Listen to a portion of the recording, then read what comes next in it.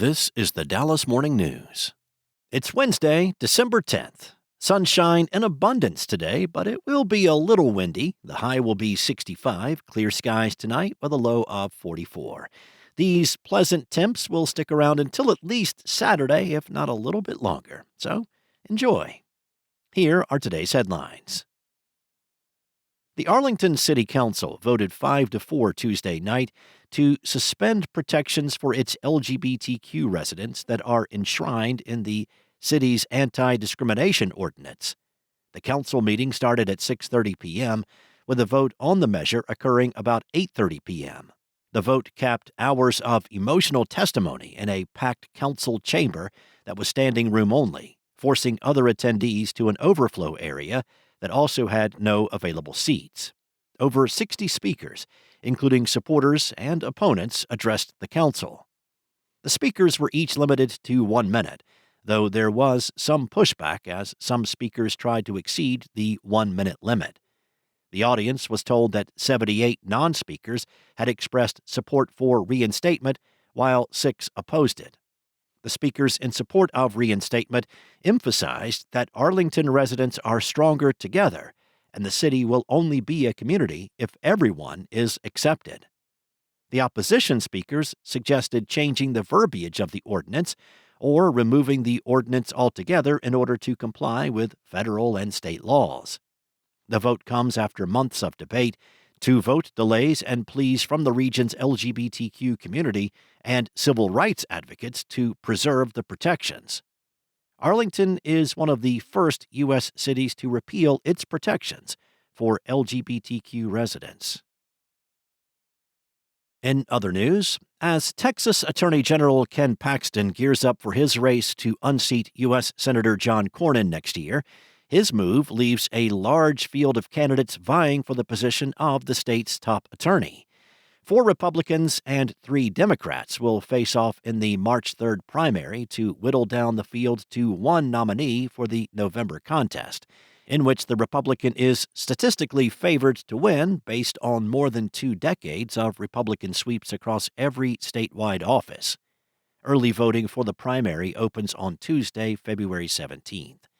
Paxton's 3 terms as Attorney General were defined by his more than 100 lawsuits against President Joe Biden's policies on immigration, LGBTQ rights, and other issues, as well as his own legal troubles, starting with a felony indictment and ending with a Texas House impeachment in 2023.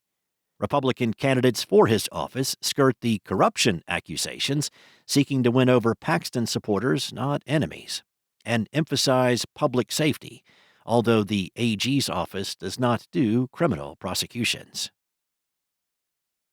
Next up, Lieutenant Governor Dan Patrick wants to lower the age requirement for senior property tax exemptions from 65 to 55, a tax plan that could shave hundreds off of tax bills for more than 1 million homeowners. Patrick is calling his plan Operation Double Nickel. It is a contrasting tax policy to Governor Greg Abbott's plan to eliminate all school district property taxes, a talking point the governor has made in his latest central policy goal. An Abbott spokesperson said in a statement that Abbott will fight for his tax plan in 2026. Legislation passed this year upped the school district homestead exemption to $140,000 for homeowners under 65 years old and $200,000 for homeowners 65 and older. Patrick proposed raising both of those by an additional $40,000 in 2027's legislative session. Patrick said he also wants to freeze the taxable value of homes for all homeowners 55 and over. Speaking at the Capitol on Tuesday, Patrick said eliminating school district property taxes would increase the sales tax to as high as 15 cents, nearly double the current sales tax rate.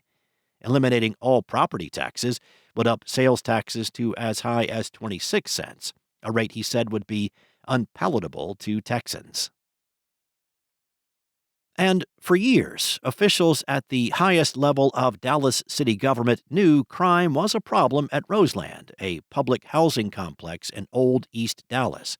In 2018, the city entered into a special agreement with Dallas Housing Authority to keep crime in check. That arrangement was different from what was at the time a new aggressive plan to protect the public at high-crime private properties. Police reports show that since the agreement was signed, at least 7 people have been killed at Roseland, including a 9-year-old girl. 20 others were wounded by gunfire. A Dallas Morning News investigation shows that over the following 7 years, the agreement was never fully followed, and the violent crime at Roseland persisted. The news found numerous ways in which DHA and the city fell short in addressing crime and protecting residents, including failures to follow their own agreement. See the full investigation at dallasnews.com. Thanks for listening. For more on today's stories and the latest breaking news, visit dallasnews.com. Enjoy your day. I'll be back tomorrow with more from the Dallas Morning News.